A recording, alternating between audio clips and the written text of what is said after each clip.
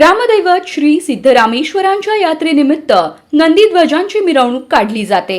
यात्रेसाठी 4 ते 5 लाख भाविक येतात।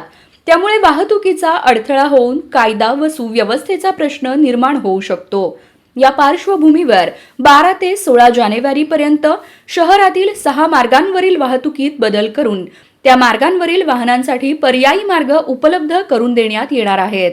पोलीस आयुक्त एम राजकुमार यांनी त्या संबंधीचे आदेश काढले आहेत।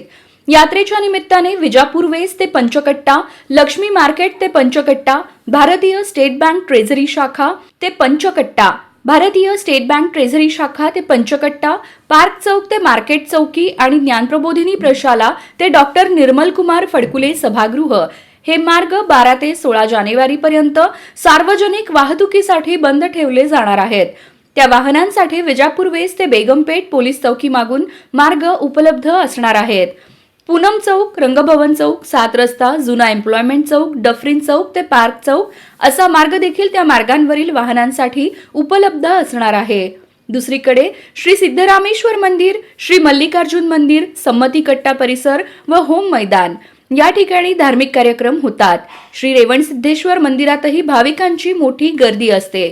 या पार्श्वभूमीवर हा सर्व परिसर नो पार्किंग झोन म्हणून घोषित करण्यात आला आहे।